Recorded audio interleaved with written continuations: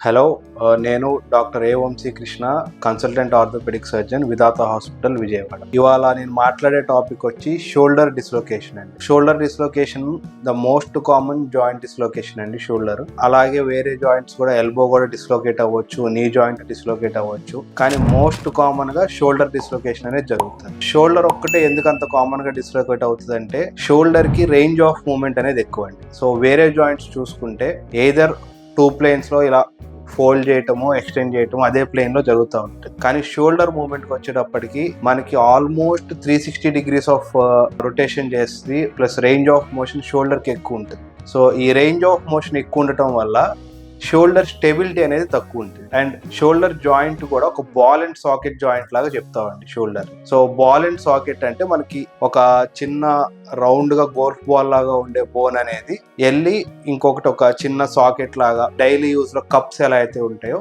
ఆ కప్పులో బాల్ పెడితే ఎలా అయితే కూర్చుంటుందో, సో అలా జాయింట్ వెళ్ళి కూర్చుంటుంది. కానీ షోల్డర్ జాయింట్ కి వచ్చేటప్పటికి కప్ అనే పార్ట్ ఏదైతే ఉంటుందో అది ఫ్లాట్ గా ఉంటుందండి సర్ఫేస్.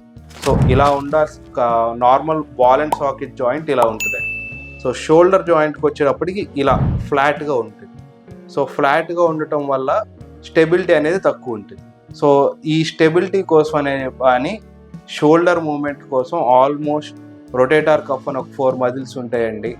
అండ్ అలాగే దాన్ని సరౌండ్ చేస్తారు డెల్టాయిడ్ మజిల్ అని, pectoralis major muscle and latissimus dorsi, ఇలా వేరియస్ మజిల్స్ షోల్డర్ అండ్ స్కాపులాని స్టెబిలైజ్ చేయడం వల్ల షోల్డర్ డిస్లొకేట్ అవ్వకుండా ఉంటుంది. సో షోల్డర్ డిస్లొకేషన్ అనేది కామన్గా ఏ టైంలో జరుగుతుంది. సో ఏదన్నా మనం కింద పడుతున్నప్పుడు ఇలా స్ట్రెచ్డ్ హ్యాండ్ మీద ఫాల్ ప్రివెంట్ చేద్దామని ఆపినా కానీ, ఏదన్నా పెద్ద ట్రామాస్ జరిగినప్పుడు, అండ్ మోస్ట్ కామన్ గా ఫిట్స్ అవి ఉన్నప్పుడు, ఫిట్స్ పేషెంట్స్ లో ఇలా జీటీఎస్ ఫిట్స్ అని అంటాము. వాళ్ళు ఎక్కువగా వైలెంట్ గా మూవ్మెంట్స్ చేస్తారు, అంటే వాళ్ళ కంట్రోల్లో లేకుండా హెవీగా మూవ్మెంట్స్ జరుగుతూ ఉంటాయి. సో అలా జరిగినప్పుడు షోల్డర్ డిస్లొకేషన్ అనేది కామన్ గా చూస్తాం.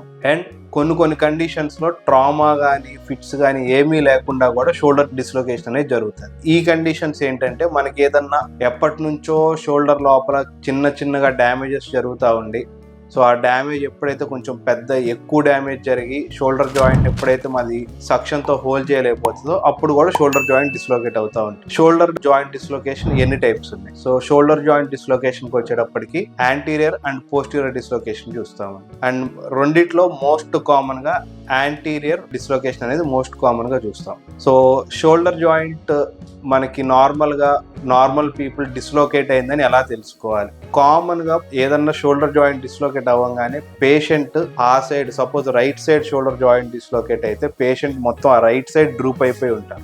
అండ్ మీకు 2 షోల్డర్స్ ని కంపేర్ చేసి చూస్తే మన షోల్డర్ కొంచెం మజిల్ అనేది కొద్దిగా ఎత్తుగా కనిపిస్తుంది, దానికి ఒక చిన్న షేప్ ఉంటుంది. డిస్లొకేట్ అయినప్పుడు ఏమవుతుందంటే ఆ బోన్ ముందుకు రావటం వల్ల ఆ షోల్డర్ జాయింట్ షేప్ అనేది టోటల్ గా లాస్ అవుతుంది. సో ఈ 2 చూసుకుంటే మోస్ట్ ఆఫ్ ద టైమ్స్ మనకు షోల్డర్ డిస్లొకేట్ అయిందని చెప్పి నార్మల్ పీపుల్ కూడా ఒక ఐడియా వస్తుంది.